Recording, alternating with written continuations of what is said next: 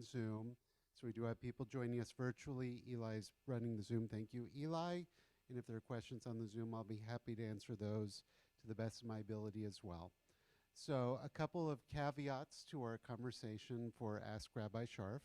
First of all, I promise to answer half of your questions, and half of those I promise to answer correctly. So you have, the odds are not necessarily in your favor, but we'll do our best. Almost any question is welcome, and I will do my best to answer them, and just invite you, now that we are at 1:45, if there's something on your mind, feel free to raise your hand. Otherwise, we can all just sit here and stare at each other, which is okay too. Yeah.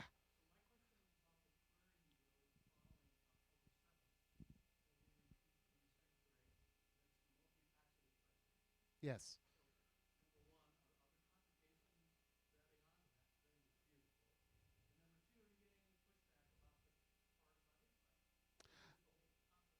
So the question is about the question I wrote for the prayer to sort of replace the prayer for the state of Israel, given everything that's been going on since October 7th. First part was, are other communities using it? And secondly, am I getting any pushback? So I'll give a little background to it. Immediately after October 7th, there were a number of people who started putting prayers out there. And nothing we had in the prayer book I found particularly resonated with me. And the prayers that were being put out by my colleagues, if you may recall, and you may not, and that's okay, we borrowed a lot of their prayers early on, but I felt none of them exactly encapsulated or captured exactly what we were hoping to, or I felt we were hoping to express as a congregation, also as a congregation as part of a larger Tri-Faith campus. And so I just sat down and wrote something figuring we would use it for a few weeks and that would be it. Never in my mind did I envision that a year from then we would still be using that prayer. What's happened is we've had visitors who've been moved by it, and they've sent it to their rabbis. So I know that there are some other congregations that may have used it, may still be using it. If they're still using it, I'm not aware, but there are other communities that have used the prayer from time to time. And in terms of pushback, no, I've not received any pushback. I've asked for questions of clarification about, especially about the notion of leaders recognizing the humanity of their own and of the other. But no, in terms of children of Isaac and Ishmael, I've received nothing but very positive embrace of a very difficult prayer, which is, at the end of the day, we are all, I'll actually jump into a larger, very brief conversation. When I was living in Israel as a wee rabbinic student, I was chatting with my roommate who was in the process of making Aliyah. He actually was at HUC. He dropped out of HUC, went on and became a cantor, and he's now a Reformed cantor, has been living there most of his adult life, met a fellow American who made Aliyah, and they have two beautiful daughters who both speak English and Hebrew and love to make fun of Americans attempting to speak Hebrew. It's absolutely adorable. So I was talking with him. I said, why is the fight so vicious? And now I recognize that I was at a very blessed time to live there when things were relatively calm. Peace was a possibility. It's one of the last times Netanyahu actually lost an election, and there was actually dancing in the street over that. And I said, why are the fights so vicious? And he said, I have a theory. He said, my theory is, and this is Cantor Evan Cohen, so you can blame him. He said, my theory is the fights are so vicious because we're talking about brothers and sisters. We are all related, and who do you fight more with more viciously than your family? And so that is something that I really wanted to attempt to articulate, is that at the end of the day, and we can go spend the entire year talking about the complexities of what's going on. It does not have to dominate our conversation today, but just to point out that Isaac and Ishmael were brothers, and their children are brothers and sisters. And so there is a commonality, there is a relationship, and that is part of what makes us so tragic, is that we should be able to find more mutual respect and understanding and less hate. But no, I've not received pushback. And as a matter of fact, people have come and express gratitude for that prayer that we've been reciting. Though for the war to end speedily and soon, I do feel like I do need to update that, but I just keep hoping that it will end speedily and soon, even though when I wrote it was a year from a year ago. But we don't have to spend all our time on that if there are other questions, but certainly. Sure.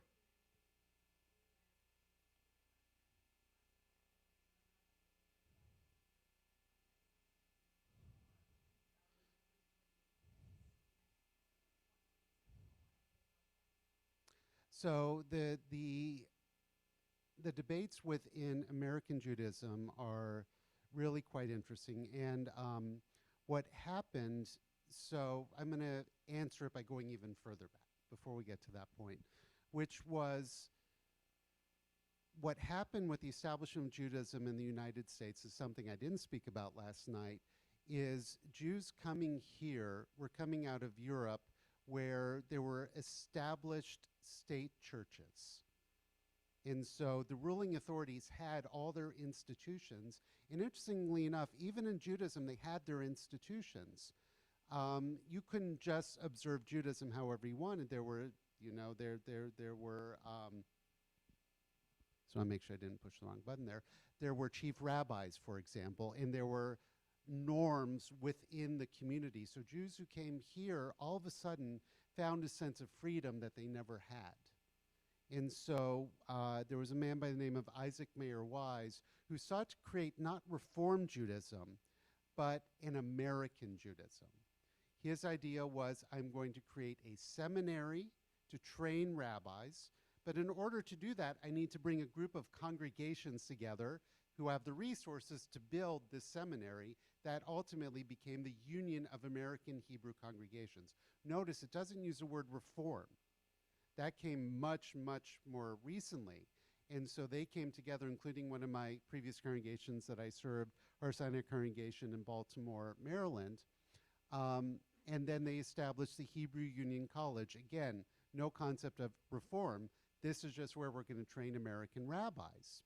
And then out of that came the Central Conference of American Rabbis. Again, no use of the word reform. The idea being that this is our new Zion, as I was articulating last night. This is going to be our new homeland.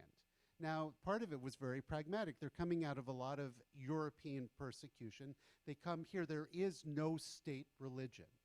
There is no mandatory observance. Now, there were issues with religious observance here in this country, and it's a very complex and fascinating and hurtful history. Nonetheless, there was this hope that we would come here and be able to live freely and completely as Jews, and that we did not need a return to Israel, even though it's a core part of our liturgy. And the idea is in the Messianic age, we will return.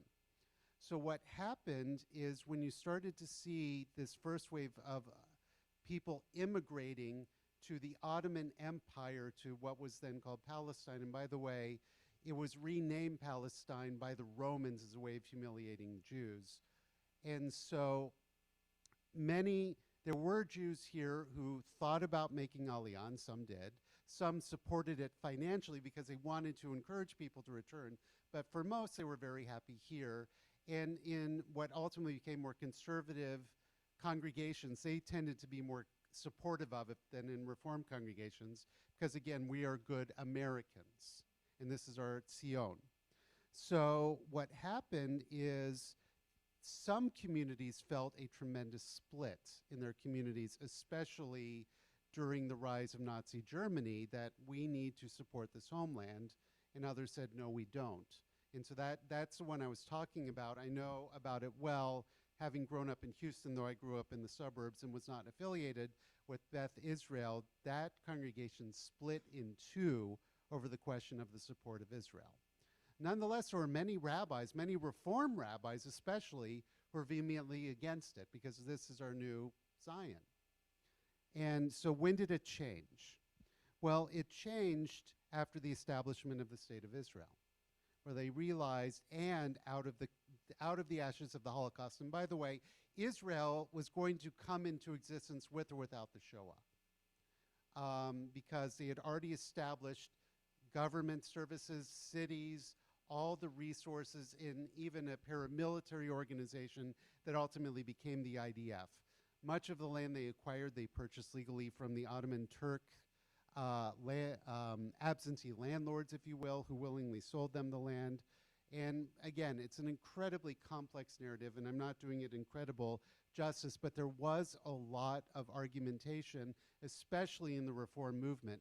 In the Orthodox movement, there was rejection of a return to the land. Why?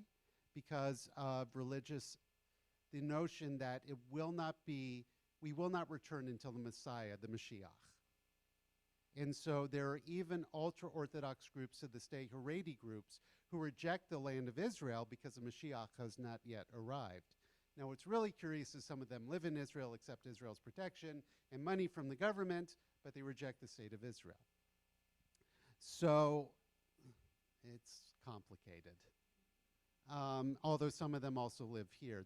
For example, the Satmar community, which dominates especially places like Rockland, New York, which I know very well, and Kiryas Yoel in Orange County, New York, are very ambivalent about Israel because the Mashiach hasn't come. You need the Messiah to herald the arrival of the state of Israel. And then what really turned a lot of opinions about it was 67 and the Six-Day War, and where all of a sudden Israel decimated its larger Arab enemies who were threatening its existence. And so the Jewish world, even here in the United States, became unified behind it.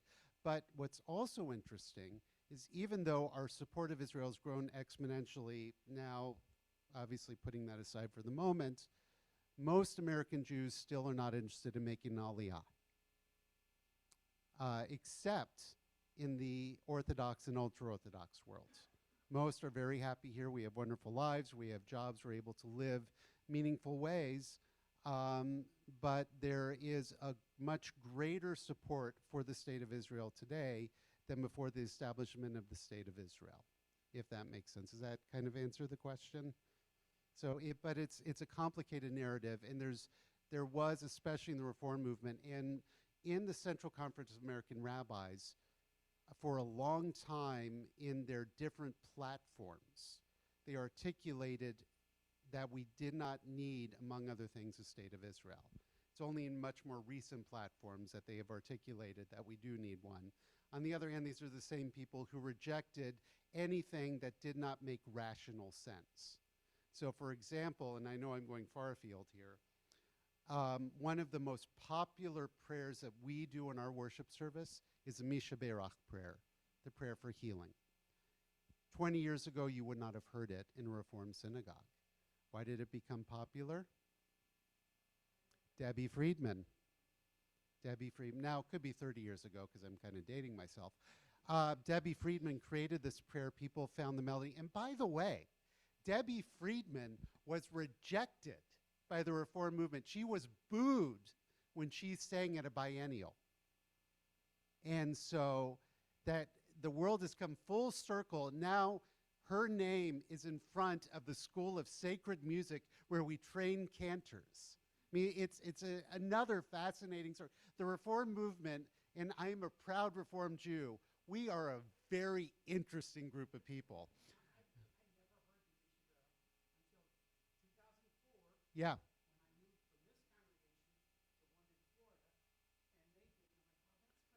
Yep. And now, God forbid, and I did this once, not here, but one time I was leading Shabbat morning services, it just slipped my mind. Like, Rabbi, you forgot the Misha Berach. And so the early reformers, and they knew what they were reforming, by the way, rejected anything that wasn't rational. And they also rejected repetition, which we are grateful for because there's a lot of repetition in our services, which we have thankfully removed, like doing the Amidah and the silent Amidah and Musaf, which is the Amidah all over again. So some of those pieces make sense, and a lot of the PU team, a lot of we will do some of them as opening and closing prayers, but we don't do them throughout the majority of our service. But some of those elements are finding their way back, including a lot of the rituals and the prayers that were sort of excised have found their way back. So it's been part of a much broader and larger conversation as Reform Judaism has continued to evolve and wrestle with a lot of these central questions, including the question of a return to the land of Israel. Yeah.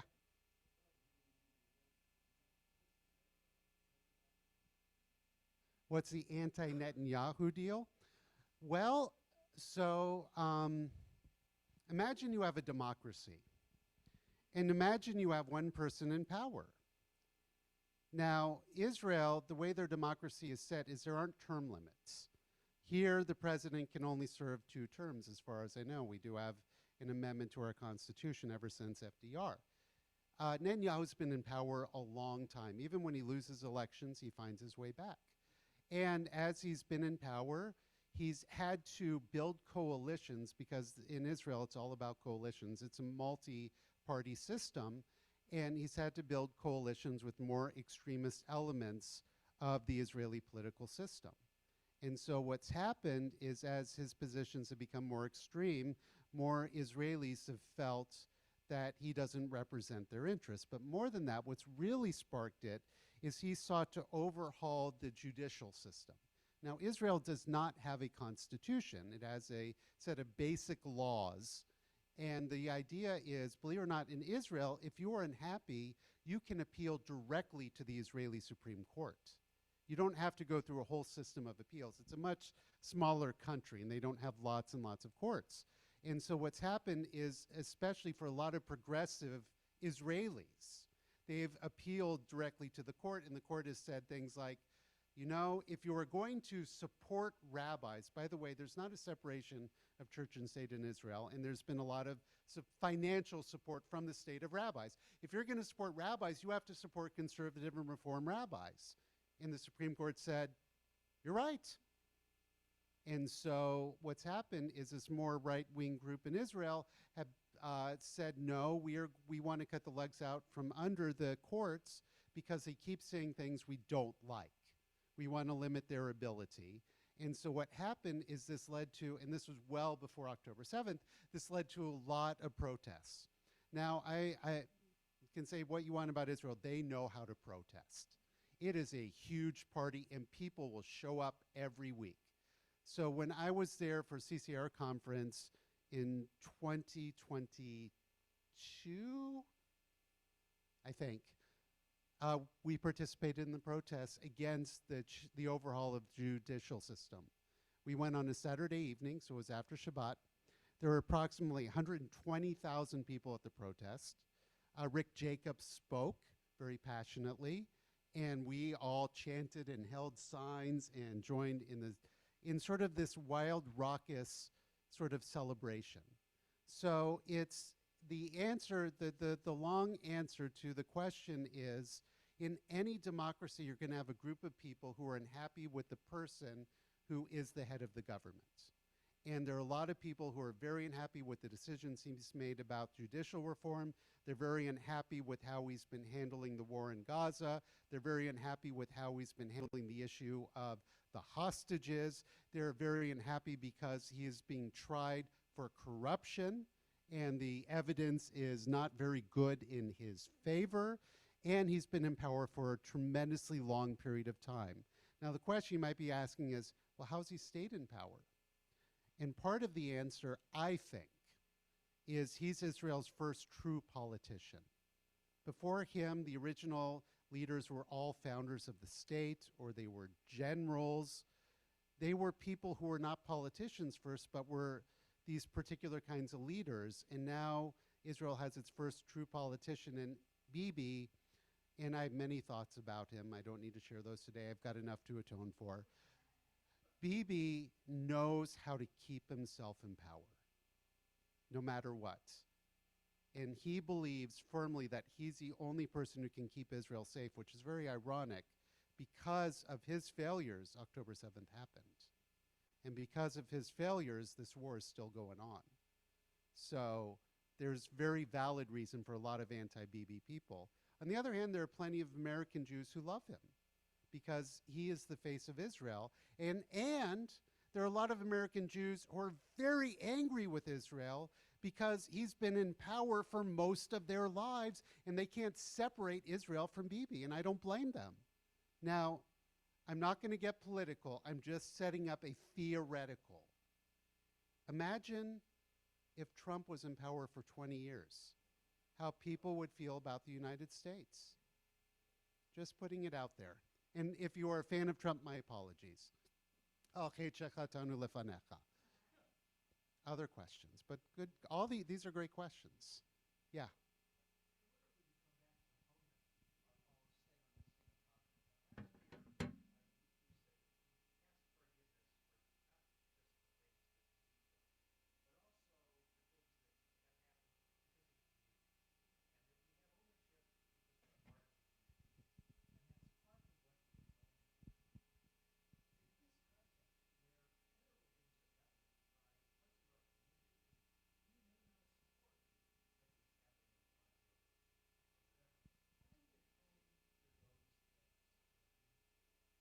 So that's an interesting question because are any of you Israeli citizens?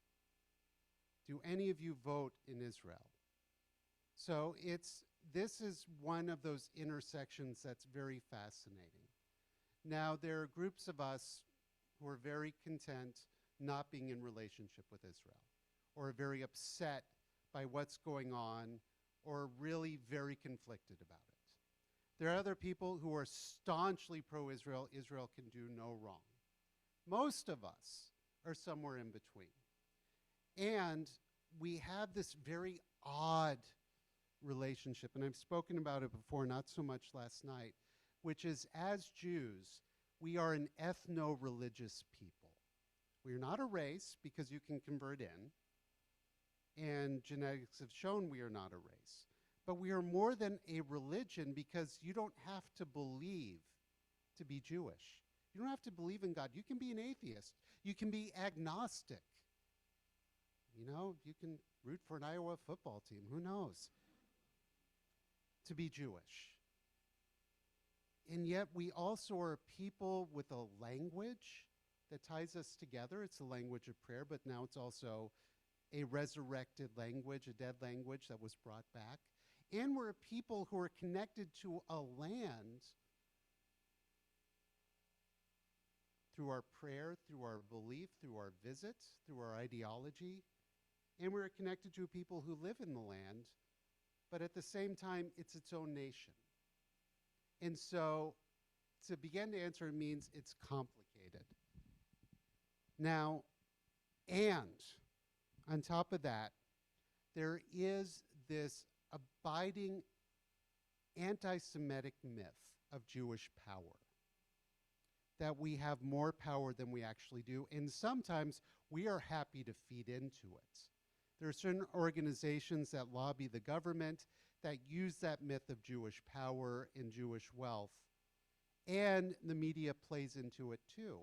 There are certain candidates recently who lost their primaries because why? Because AIPAC supported the person running against them. That may have been part of the reason, but most political decisions, most politics is local.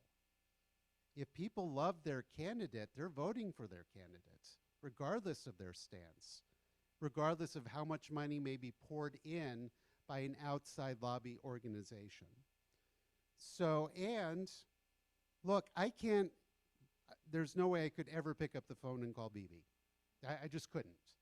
We can't even get Israel to create and support the egalitarian section of the Kotel, the Western Wall. So there's very little we can say or do that's actually going to influence any decision by the state of Israel. So here's what I would say in terms of atonement is, first and foremost, we have to own what we can own. We can hurt for what's going on, but we are also not responsible for things beyond our control. So, and this is sort of the idea and the ideal behind being part of this Tri-Faith initiative, which some people like, some people don't like, and some people are ambivalent about, and some people are indifferent about, which is the idea that atonement doesn't just mean apologizing. It's hard to apologize for things that we didn't do. And I'm not sure how genuine that is. Instead, let's see, what does it mean to have pathways of relationship, which is a theme we've been talking about, myself, Cantor Alexander, and Rabbi Berzin, over the past year. Sometimes I've lived up to it, sometimes I haven't, I'll be completely honest, of what it means to be in relationship with our neighbors. And to say, you know what? We don't have control over geopolitical events. So instead, let's focus on being in relationship those we are right next door to. What does that look like? Can we take Israel and Gaza off the table and get to know each other and not hold each other accountable for things for which we do not control? But that also means we have to understand this anti-Semitic myth of Jewish power, which is a scary thing to let go of. And someone recently was articulating that if I lose this election, it is all your fault. Because now look, we make up less than 2% of the population of the United States, 0.00 something percent of the world's population. And yet, all the world can focus on is Israel and Gaza. What's the more important war going on? I'm not deflecting, I'm just saying, what's the more important war going on right now? Ukraine. Ukraine, if Ukraine falls, we could really be looking at World War III.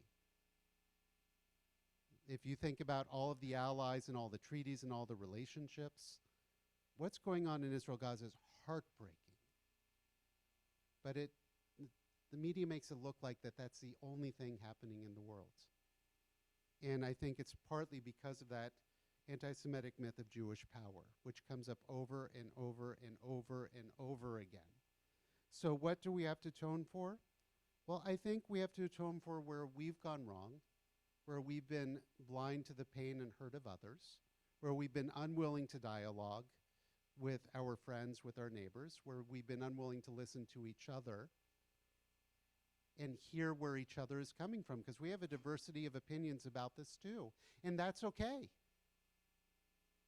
That's where I think we can focus on rather than the things we can't control. I hope that somewhat answers the question. Yeah, go on ahead. Could Israel survive? Could Israel survive without the United States? The short answer is yes. Israel is its own nation.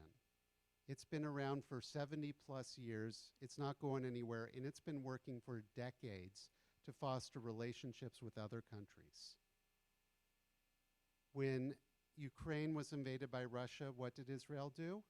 They welcomed in Jewish Ukrainian refugees, and they offered no comment on the war because they're also working on maintaining a positive relationship with Russia.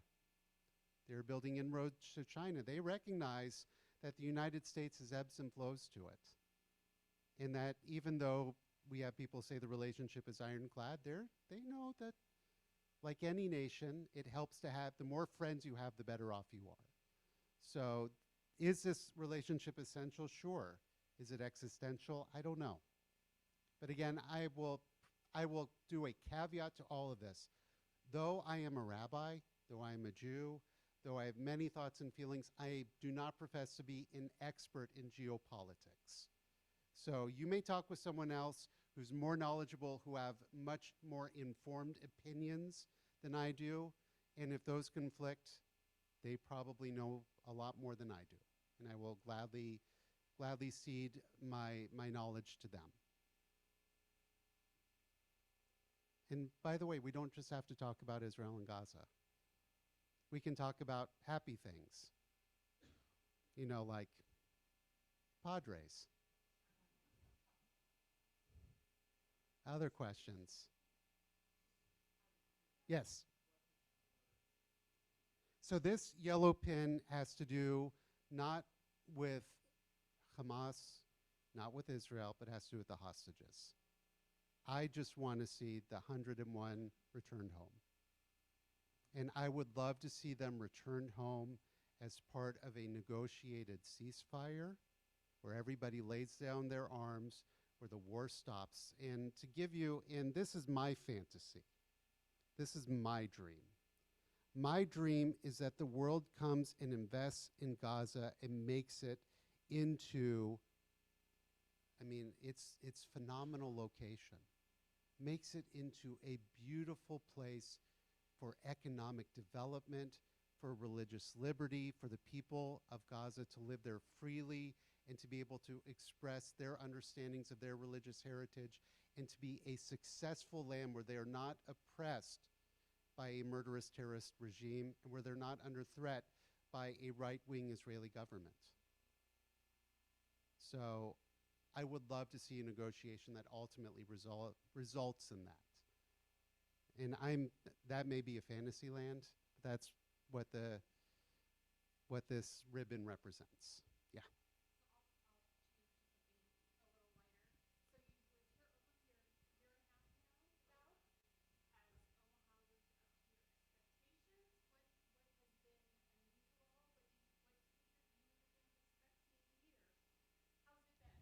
How has life in Omaha been over this past year and quarter? Did it live up to our expectations? How's it been for us? So it's been really interesting. In some ways, it's reminded us a lot of our time in Tucson, where it's one of those cities that offers pretty much everything you can be looking for, but it's also accessible, which we very much enjoy. Living on basically a suburb of New York City, we rarely went in the city because it was incredibly expensive and a difficult thing to do. For anybody who's visited the city, it's a wonderful city to visit, but when you live adjacent to it, so as I would point out to people, it was, well, I'll tell this story. So I was in the process of booking my tickets to come out here to interview. And so I emailed my potential itinerary to Susie Norton, co-chair of the committee. She said, that's great, but why are you connecting through Chicago? Why don't you just get a direct flight? I said, where are you finding direct flights? And she said, well, we found one. What was the airport, Noah? LaGuardia. I said, well, that's great, except LaGuardia is anywhere between an hour and 3 hours from my house. I have no idea how long it's going to take me to get there, whereas if I go to Newark, which is 45 minutes, I know how long it's going to take, so I will just make the connection. So, and to drive into the city, the toll at that time I think was $25 one way, and then parking for the evening was at least $80. So you're out $100 before you've done anything, let alone tried to get anywhere. So we very rarely took advantage of life in New York City. So one of the things that we were really looking forward to was living in a big, small town. And I told the committee that, and I meant that, and I still mean that. I love that we can get to downtown. Yes, we live way out west in Elkhorn, the farmlands, and it takes us all of 25 minutes to get into downtown. So that part has been wonderful. Just an easy, navigatable city. One of the things that I did not anticipate, although maybe I should have in talking with my dear friend Rabbi Dan Feldman, is just how interconnected the entire Jewish community is here. Now, I knew a lot of you are related. I actually, when I had a student pulpit in Tuscaloosa, Alabama, I learned that early on because I was told half the congregation were professors at the University of Alabama and the other half are related. So don't say anything unkind about anyone because it's probably their cousin, their sister, their aunt, their uncle. So I knew that coming in. But just how committed so many people are to the success of the Jewish community here has been really overwhelming. And so even if somebody decides to move to a different congregation, it's because that's where they're finding meaning. But rarely, I mean, you do hear of it, but rarely do people say, I'm done. They just say, that's the one that speaks to me or speaks to my family or speaks to my kids, or I'm coming to you because this is a community that speaks to me or my family or my kids or all of the above. So that's been really wonderful. And as some people have pointed out to me, just how wonderfully well all of the different congregations play together and the clergy get along and respect each other here, which hasn't been true in any other city where I've lived. So that's also been really great. My kids are doing well academically. We did sign up for season tickets for Broadway here, so something we promised our daughter because we never took her to Broadway shows because, again, the aforementioned, just really difficult and very expensive. And we are trying to take advantage. My kids are slowly making friends. The one thing, and you guys know this, is the one thing I could probably do without is the Nebraska nice. Don't tell me what you think I want to hear. Tell me what I need to hear. And if you want to be our friends, be our friends. And if you don't want to, that's okay. You don't have to. But if you want to, just be our friends. We are a little lonely, and we're having a little bit of a tough time breaking in. We had the same problem in Baltimore as well. So, and I know especially for my kids, Alex is making friends right and left. Won't name any kids, by the way. Gunner certainly doesn't come to mind. But they're having a little bit of a tough time with that. So that's still a work in progress, and pretty soon Emily's going to be moving out. And hopefully she will make friends in her next journey of her life as she heads off to college in less than a year. Yep. So I what she doesn't want us to do is to say she's going to a particular university in case she changes her mind. She is thinking about UNL simply because she had a great tour there and it offers the program she's looking for, and because it's in-state, it's much more affordable. As we said, it doesn't matter where you go to undergrad, it matters where you go to grad school. So if you go somewhere affordable, we can support you longer in your journey, bearing in mind you have two brothers who are going to be going to college too, and there's only so much a rabbi gets paid. So she is probably going there, but we'll see. And we have told her she is welcome to go wherever works for her. We've encouraged her to explore and to look, but right now she's thinking UNL. And which means then I will get a shirt that says my money, my daughter go UNL, but I am still a Texas Longhorn. Yeah. 2 questions.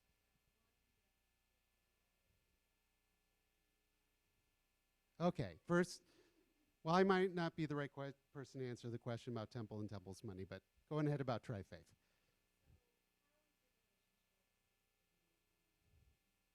How is my relationship with the new imam and with pastors? As we like to call her Pastor Jenny, though I think technically that's not actually what she likes to be called, but I'll just refer to her that way. Jenny and Benny. She can be Jenny. I am not Benny. I am not Benji. I am Ben, or I am Rabbi. So it's very curious because what happened is these relationships were built during the time of Rabbi Azrael. It came out of 9/11. Let's go and secure our Muslim friends. Let's build this wonderful campus together as a shining light for what interfaith dialogue and relationship can be for the world. We recognize that there are going to be challenges, especially with our understanding about the future of Palestinians and Israelis, but we are going to work through that. That was sort of the dream and the vision, a very shorthand. And if I am missing many, many pieces, I apologize. I'm still new here. I'm going to keep using that line for the next 20 years if you'll have me. So what happened is the founding clergy, and this was both a lay and clergy-driven initiative. A lot of the heavy lifting came from lay people, but also a lot of it came from clergy. Clergy either retired or moved away. And then there was transition. They brought in new clergy, and those clergy either didn't work out or were transitional clergy. And you were looking at the senior-most member of Tri-Faith clergy. I've been here a year and a quarter. Pastor Jenny arrived in December. Imam Ibrahim arrived, I want to say, around April. So, what does that mean? Well, what it means is we're just starting to date. So I've had a handful of walks with Pastor Jenny. We've walked around Abraham's Bridge, walking and talking and just having wonderful conversations. She is a former athlete. She likes to walk faster than I do. So I definitely get my steps in. And we've had lunches with them, the 3 clergy here, the 2 clergy at the church, and the imam. We've had a couple of lunches now. And we're still just starting to get to know each other. We've shown up for each other's events to some degree. Both Pastor Jenny and the imam were here for the Shiva Minyan for my mom. I was there for Pastor Jenny's installation. She was here for my installation. And if they do something like that in the Islamic world, we would be honored to be invited to the imam's installation. Now, one caveat to the imam.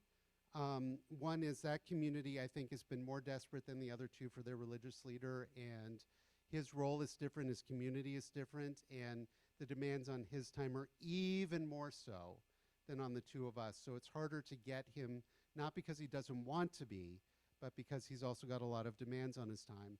But secondly, he's here without his family. He left his wife and his young children back in Egypt, and he is trying to make a very difficult determination if this is where he wants them to be, recognizing some of his kids don't even speak English. He's still learning how to drive. So I also don't know if he's going to be staying. And nobody knows, and the mosque doesn't know, and he, I don't think, knows that at this time. So we've been working on fostering relationships and just getting to know each other. As I said, dating is really sort of the right word right now. So it's positive. There's been nothing negative about it, but we just only know each other on sort of a superficial level right now. And not just demands on his time, but on Pastor Jenny's time and my time, we're still getting to know our communities. So it's not like we are well-established senior colleagues who've been in our congregations for 20 years and can really focus on the external work. Most of our work we are focused on is internal, and Tri-Faith is in transition. So there are all those pieces up in the air.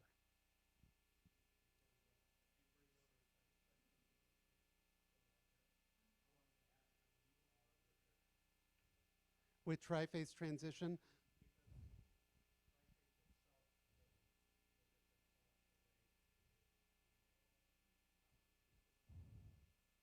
so Tri-Faith, and again, I may be speaking out of turn if there are people from my perspective.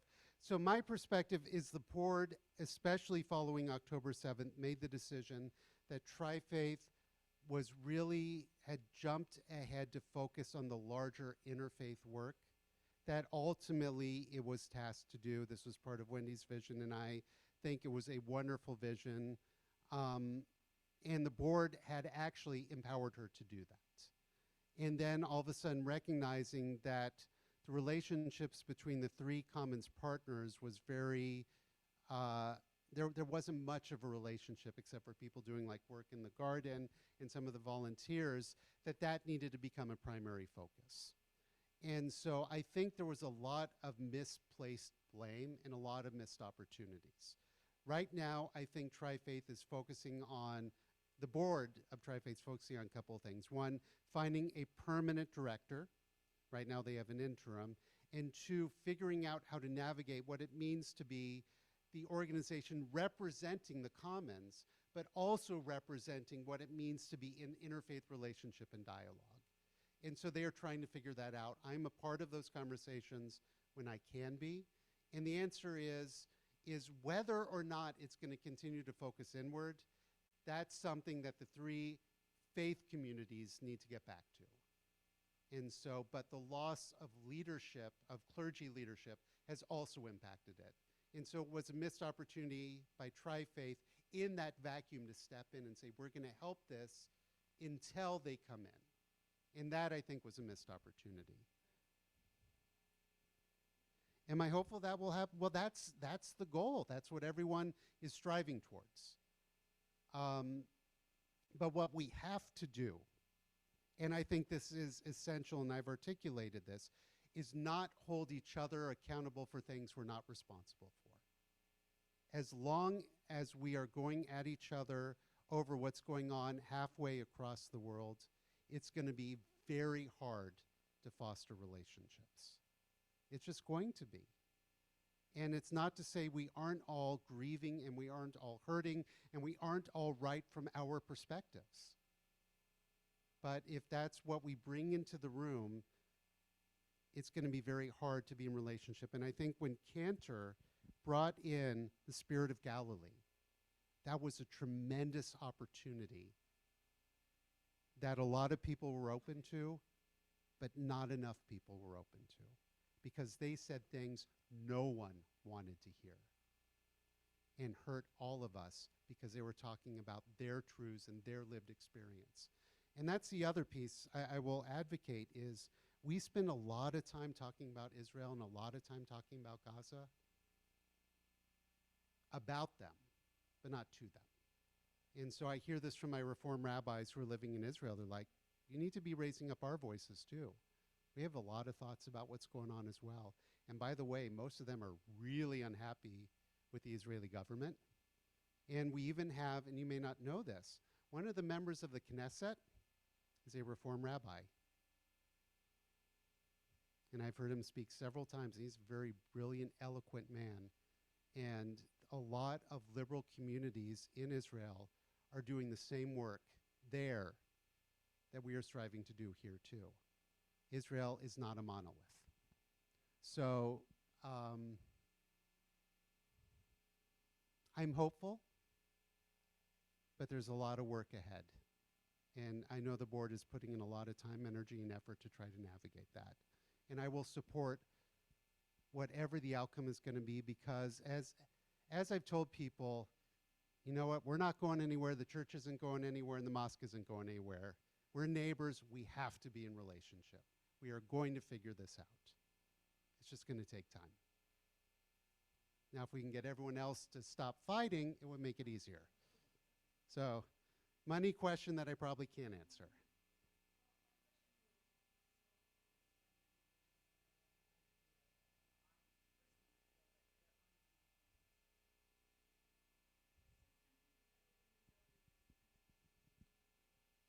So we are somewhere between 650 and 610, number of families. Yeah. Well, I don't know about the term active because that's a very tricky question to answer, but we have between 610 and 650 families who are dues-paying families of Temple. Yeah.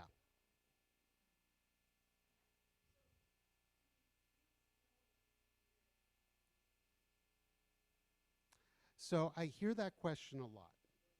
Do we feel that we need to have two rabbis? So the answer is, in the interest of my own survival, yes. And the reason why I say that is because we are not a single congregation. We're a congregation of congregations. We have a lot of diverse interests, a lot of diverse needs, a lot of diverse demands. And you guys have heard the ongoing announcements. And so what happens is whenever you take someone out of the equation, there's going to be a group that feels underserved. Now, for example, I can do a Tot service here on Rosh Hashanah and Yom Kippur morning. But if I'm doing that on a Shabbat and we only have one rabbi, then your Shabbat is led by the cantor. What if the cantor is away? Who's leading the service? We don't have a youth programming person. But here's the other piece, is the number of Jewish professionals, capable Jewish professionals, has diminished significantly.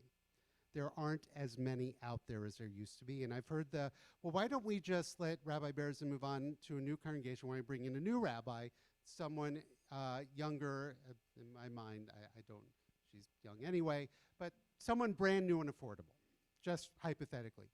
So HUC just closed their Cincinnati campus because they are down to like a dozen rabbinic students. There are very few rabbis out there to begin with, and you would be and I'm talking with colleagues who have assistants and associates, to replace someone even remotely of Rabbi Berzin's caliber would be really difficult to do. They just are not coming out with the same skill set that they once were.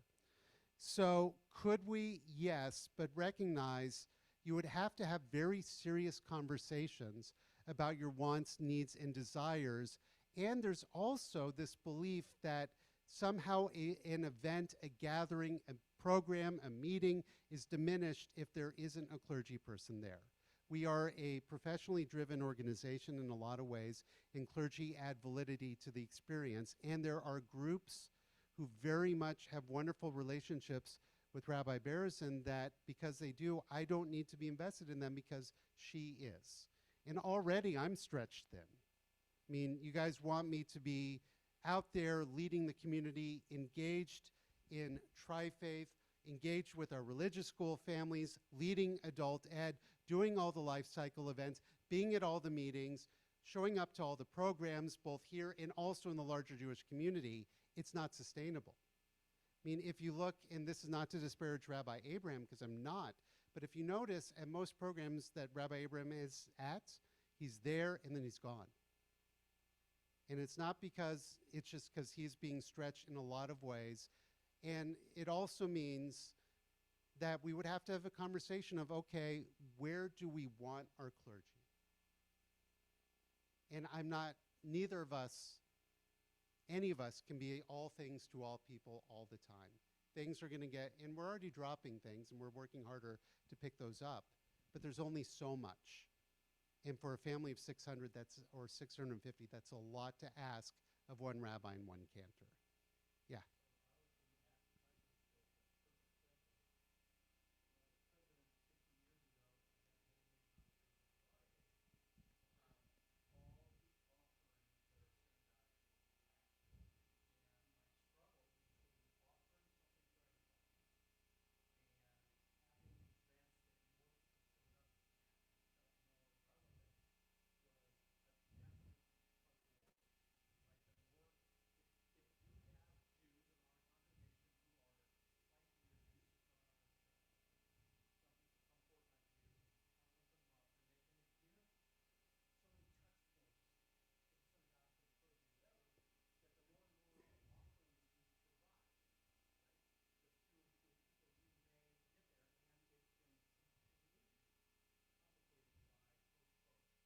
Yeah.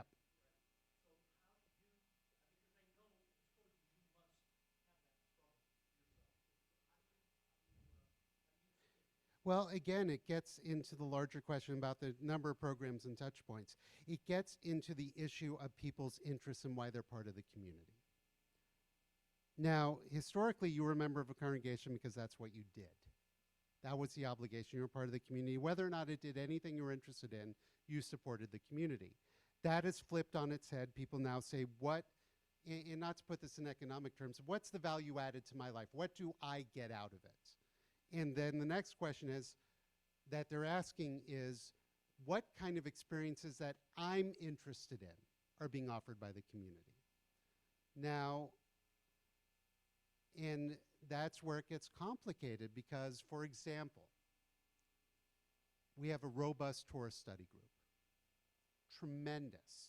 We periodically get between 20 and 30 people, not counting those online who I'm not discounting. So it may be 40 people, either there in person or virtual, any given Shabbat. And then Shabbat morning services, we may get 10 or 12. Almost none. Some are from Torah study, but men are a different group. You could say, well, Torah study is a value. We don't need to worry about Shabbat morning because we're not getting that many people. So what did we do? Well, we did every other Shabbat morning services, especially after COVID. What was the first thing I heard about when I got here? When are you going to institute weekly Shabbat morning services? What did we do? We instituted weekly Shabbat morning services. We're still getting the same numbers, but for that group of people, that adds meaning to their Jewish experience. That is why they're part of the congregation. So anytime you offer something and people come to it, that means it's speaking to them. It's not going to speak to everyone. Everybody has sort of their Jewish cup that they want to fill up. And I'm not saying this in a derogatory way at all. I recognize we are not going to draw the same crowd for Sukkot morning services that we got this morning. I recognize that. So why are we offering Sukkot morning services? Well, it's a Jewish festival morning that speaks to a group of people. That's why we open up our sukkah. We're not going to draw in 300 people for that. We'll draw in 300 plus people for Hanukkah. But if we just focus on the big events, then a lot of people are going to say, well, there's nothing there that speaks to me because those big events don't speak to me. Getting a lot of demand for adult education programs, and rightfully so, and we're trying to add more and more as this year and subsequent years go on. Are those huge groups? No, but those are groups of people who are here where adult education really speaks to them, and we're trying even to get some of our lay volunteers to come in and lead some adult programs, not naming any names. Or husbands of members, not naming any names. So the idea is we have to do both. There's no way we can offer everything to everyone, But at the same time, we have to offer enough that makes people feel that there's a reason why they are connected to the community. And it can't just be about worship. It can't just be about educating our kids. And it can't just be about life cycle. And so why are we doing an adult civil rights trip? Well, we took our teens, or really Rabbi Berzin and Jenny Gates Beckman took our teens on a civil rights trip, including 2 of my kids. And then we had a group of adults said, I want to do that. Now, we may be getting 20 people going on the trip. But for those 20 people, it could potentially be life-changing. And they're going to say, this is part of the reason why I'm a member of this community. So it is that constant challenge, and it is that constant pull. And what we are doing, I can tell you, as clergy and as staff, is we are evaluating every one of our programs. And we're saying this worked, this didn't work. So for example, we did a Shabbat evening at Jean Leahy Mall, which I think for the people who came, it really spoke to them. But for most people, it was a very diminished crowd. And we realized part of the reason is it was much more successful last year because we did it for Tashlich.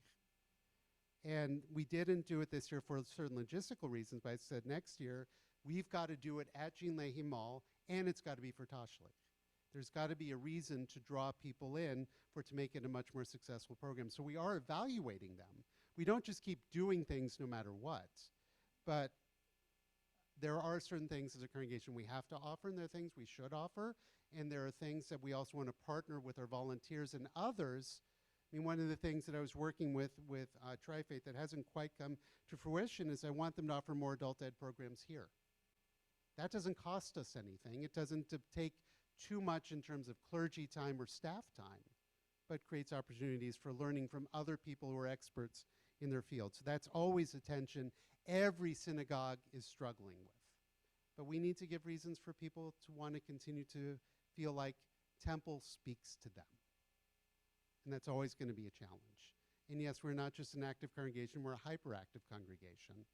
And it should be that way, because Judaism is strong in its vibrance, and it should not just be an aspect of your lives, but should be a place where you can step in at any point and feel that we have things going on here that speak to you. And it's part of the reason why I do this whole Ask Rabbi Sharff thing, is I had tried once doing a study session and hardly anyone came, and it really didn't work. But then I said, you know what, let's throw this against the wall. Let's try and ask the rabbi. Let's see what happens. And it's always drawn well, and I've always received great questions. Except when my emeritus would keep showing up and ask me the question that's like, really? You're just doing that to make me look bad. Other questions?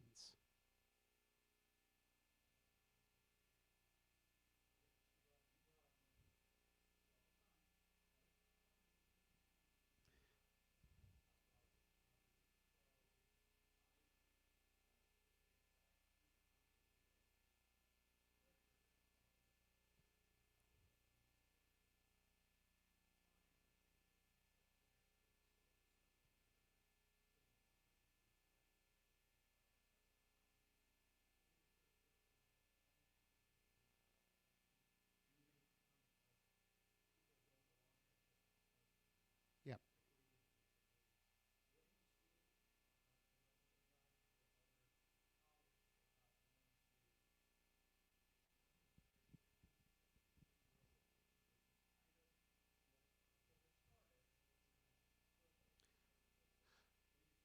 So in terms of dues, and dues are not my area of expertise, but what I can tell you is that we are already a free wills dues congregation. We make recommendations. This is what we would like for you to contribute. And by the way, dues is a really problematic term. We are not a country club. We are not a gym. We are not a fee-for-service kind of place. We are a nonprofit organization that we want people to be members of and support us. So really, it's more of an offering, but that's then gets into other religious traditions. But the idea is people contribute what they feel they either are passionate about, what they're able to do, or what they want to do. So already that is the reality of Jewish life and has been for quite some time, including the URJs navigating that too, because congregations are saying, well, you can ask for that, but here's what we're going to pay you. So what I'm finding is colleagues are really navigating it. And this this is a conversation we've been having this past year, and one of the things we're going to be looking to do, attempt to do, and we're speaking with some very important people about it. So I don't want to give everything away because I want to make sure we have all the things in place before we start it, is we do want to do a capital endowment campaign. Because one of the most important things that are sustaining organizations and institutions nowadays are endowments.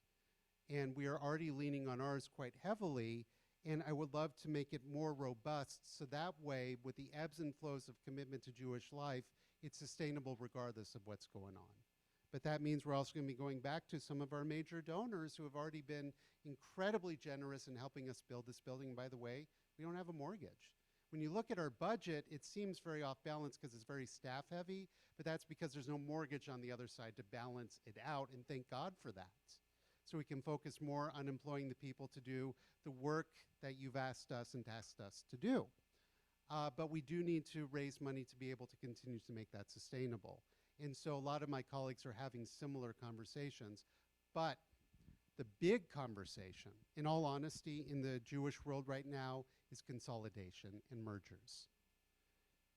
The reason why I left Baltimore, I thought that was going to be my forever home. They weren't the congregation they thought they were. They weren't dishonest with me. They just didn't know. They thought they were a 500-family community that was sustainable. They were probably closer to about 350 families when I got there. And I recognized pretty early on that the only way they could sustain themselves, there were 4 Reformed congregations in Baltimore. At one time, 3 of them were all within a block of each other, no joke. It has to do with that redlining in Baltimore, and all the Jews lived in one particular area. So I said, we have to merge. There have to be mergers, otherwise this is not sustainable.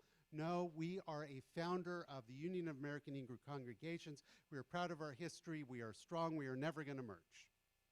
Well, 3 years after I left, guess what happened? They merged. They merged with the congregation they initially broke off from. Why did they break off? Well, there was a member of that congregation back in the late 1800s who was a member of the Masons, and he died. And his friends who were in the congregation went to the rabbi and said, we'd like to include Masonic rites in the funeral. The Orthodox rabbi said no, and so about 19 of them left and founded their own congregation. And they were very strong for about 100 years, and then demographics sort of turned against them. So the big trend right now in the world, especially in congregational life, is merger. Now, because we have one of every variety here, that's much harder to envision. I'm not saying it couldn't happen, but like I've got a friend who's very much dealing with the complexities of merging 2 congregations together. My previous congregation was the result of a merger of 2 congregations. And I thought it was a brilliant decision at the time, though really it should have been 3 congregations. The third one begged off for a variety of reasons that still baffle me. The 3 of them should have merged. They would have been sustainable, 2 of them were not.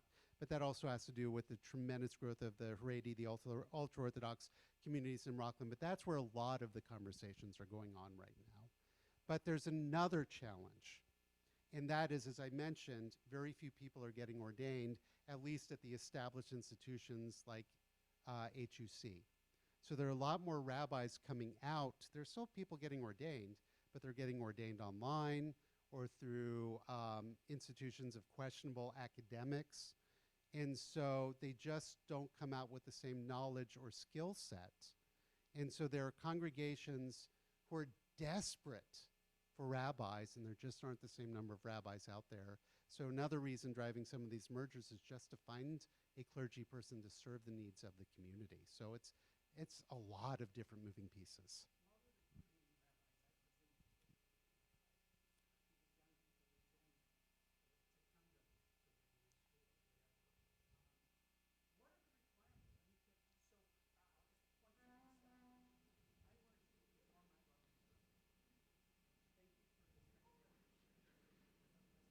Mm-hmm.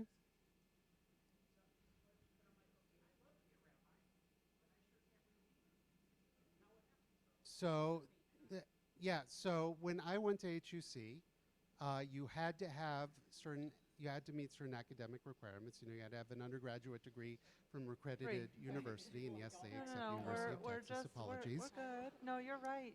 You had right. to pass a All basic good. written No Hebrew worries. test and had to demonstrate a prerequisite knowledge of Hebrew in order to go in, and then you went into Ulpan in Israel, where you'd be more immersed in the Hebrew language in order to be able to both speak it, navigate it, and also study and teach it. So when we lived in Israel, it was modern Hebrew. And then you study biblical Hebrew and rabbinic Hebrew and the codes and all that sort of stuff. I don't know. I think those are still requirements at the accredited institutions. I don't know if that's a requirement for some of these other places, how much Hebrew they actually expect someone to know. But it's, you also raised the point, you said the young people. There's a lot more focus now on second career people too, which is beautiful, but it also creates challenges because you get people come in as second career. They don't want to move to Israel and do the year of study in Israel, so now they're trying to create a distance program so that way they don't have to move their whole families. And so that creates sort of that Hebrew challenge. But secondly, it creates a long-term challenge, which is, say you've got 10 years left that you really want to work. So you come in, you do your studies, all of a sudden you're serving a congregation. And by the way, every congregation wants their rabbi to be 30 with 50 years of experience. So you come in and you serve for 10 years and you retire. It's not solving the problem. And for young people who are really struggling with religion and religiosity and quote-unquote organized religion and affiliation, and even the ones who are going through are not necessarily looking to be involved in congregational life. They like to do a lot of the institutional work. They like to do a lot of pop-ups. They like to do chaplaincy work. There are a lot of creative, great colleagues out there doing amazing things, but they're not on the pulpit, and they have no interest in being on the pulpit. So there are a lot of different tensions involved in all of that. And I'm thrilled that you like our new Machzor. That was the goal. The goal was multifaceted. One was to put in the transliteration so it would be accessible for everyone, and two, to represent a diversity of theological thought, which is why we have the white page and the gray page, because, and notice, we pulled a lot of prayers today that weren't, oh my God, I got to beat myself up, I'm the worst person in the world. But what have I done to contribute? Because it can't just be about the stick, it also has to be about the carrot. And I love, except for the Yisker service, believe it or not, I love the way they set up the Machzor for the High Holy Days. Yeah.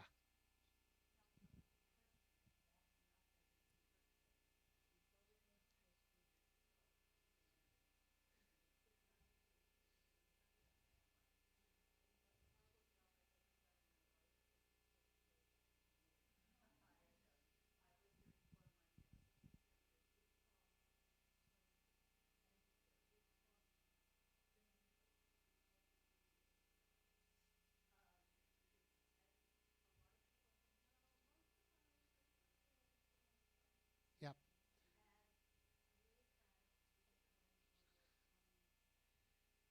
Yep.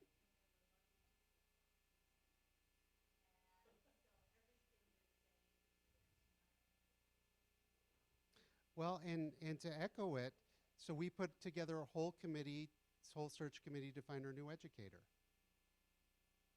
We had, how many? 3 applicants? How many of those applicants were viable? 1. It was just Julie who had the knowledge and skill. Thank God, she's great, but she was the only viable candidate. It is much harder to find Jewish professionals than ever before. So to go back to the other question, yes, I agree with your thoughts about Nate 100%. Oh, hi, Nate. To answer your earlier question, that any change has to be part of a much broader conversation about who we are, what we want to do, and to be realistic about our future and our expectations for now and about what's out there too. So all of that has to take place in any conversation. Personally, and I will also add my own personal bias, which is I am able to serve you guys better because I have a colleague. At my previous congregations where I was solo, I did 5, maybe 6 sermons on the High Holy Days. How many of those were good? Well, it depends upon who you asked. But in my own judgment myself, 1, maybe 2. Here I can focus so much more so on my message and deliver 2 hopefully excellent ones as opposed to 4 mediocre ones. And that's just an example. Or to meet the needs, you know, and again, I'm going to be a little selfish here. Since my mom died, we've had 3, now 4 upcoming funerals. I've covered 2 of those, and I spoke with Rabbi Bears, and I said, I don't have it in my heart. It's not because I don't want to be there, but that's a lot of death to deal with in a very short period of time. And so there is also that personal, there are people I can lean on, and they can lean on me during their difficult times too. So, and this is something I would, if you're having those conversations, please recognize that if you take one of us out of the equation, understand the weight that's going to put on the remaining person. And to serve 600 families as one rabbi. And by the way, everybody, I hope, everybody loves a cantor, but sometimes they just want the rabbi. And if there's one, they can only be spread so thin. So something to think about as you're having these conversations. But, and I think Nate popped in because we're rapidly running out of time. We got our healing service coming on in about 5 minutes.